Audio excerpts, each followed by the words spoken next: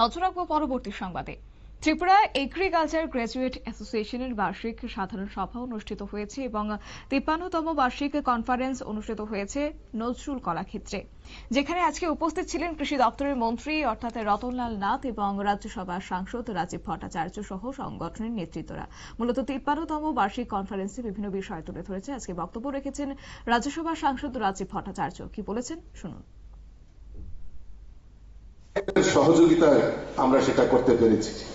বন্ধুগণ, আজকে আমরা বিভিন্ন জায়গায় আমিও যখন ঘোরাঘুরি করি তখন এই এগ্রিকালচার সেক্টরকে সবাই সরকারি কর্মচারী হোক, ইন্ডাস্ট্রি হোক বা বিভিন্ন সেক্টরে ক্যারিয়ার নির্মাণ করার প্রচেষ্টা করছে।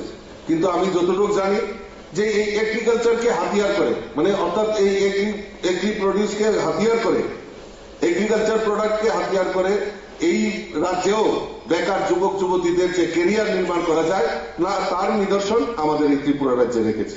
তৎসঙ্গে আমাদের দেশের যশস্বী প্রধানমন্ত্রী নরেন্দ্র মোদীজি প্রধানমন্ত্রী কৃষি সম্মান নিধি প্রকল্পে 18তম কিস্তি পর্যন্ত এখন পর্যন্ত 2,77,921 জন কৃষককে আমাদের এই রাজ্যে সহায়তা করেছে। এটা আমাদের কাছে একটা সবচেয়ে বড় জিনিস।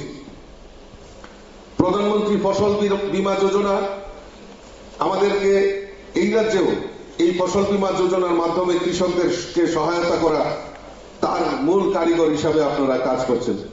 বন্ধুগণ, আরো বিভিন্ন ভাবে আজকে আমরা যেটা দেখি যে কৃষকদের মধ্যে একটা আত্মনির্ভরতা, মানে অর্থাৎ কনফিডেন্স তৈরি হয়েছে যে না, সরকার আমাদের পাশে রয়েছে। আমরা বিগত দিনগুলি যদি দেখি, কৃষকদেরকে মাঠ থেকে উঠিয়ে রাস্তায় খালি স্লোগান দিয়েছে আর দিতে হবে নাইলে ভেঙে দাও, গড়িয়ে দাও।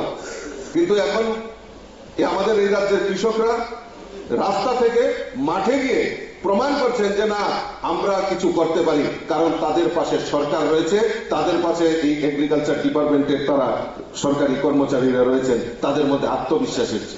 আরো একটা আত্মবিশ্বাস এসছে যে না, আমাদের উৎপাদিত সামগ্রী আমরা আমাদের সহায়ক মূল্যে আমাদের রাজ্য সরকার সেখানে ক্রয় করবে।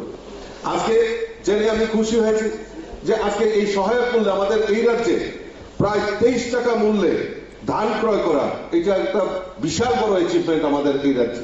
আমরা দেখেছি 2018 সালে যখন এই রাজ্যে প্রথম ধান ক্রয় করার উদ্যোগ নেওয়া হয়েছে, তখন এই কৃষকদেরকে নেগেটিভ বার্তা দেওয়া হয়েছে যে সরকারের কাছে ধান বিক্রি করবি, টাকা কবে পাবি, কোনো সিউরিটি নেই।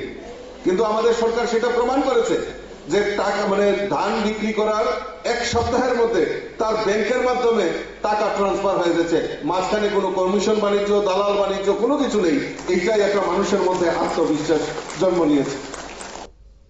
আপনারা শুনলেন রাজীব ভট্টাচার্যের বক্তব্য। অর্থাৎ এগ্রিকালচারকে হাতিয়ার করেও রাজ্যের বেকার যুবক যুবতীরা তারা কর্মসংস্থান খুঁজে পেয়েছে এবং তার নিদর্শন করেছে ত্রিপুরা রাজ্য। সেই সঙ্গে প্রধানমন্ত্রী নরেন্দ্র মোদীর আমলে ফসল বীমা যোজনার মাধ্যমে রাজ্যের কৃষকদেরকে সাহায্য করা হচ্ছে এবং রাজ্য সরকার তাদের উৎপাদিত ফসলগুলিকে সহায়ক মূল্যে ক্রয় করে কার্যত তাদেরকে সাহায্যের হাত বাড়িয়ে দিচ্ছেন বলেও আজকে রাজীব ভট্টাচার্য তার বক্তব্যের মাধ্যমে তুলে ধরেছে। এবং ত্রিপুরা এগ্রিকালচার অ্যাসোসিয়েশনের 53তম এই বার্ষিক কনফারেন্স আজকে অনুষ্ঠিত হয়েছে নজরুল কলাক্ষেত্রে।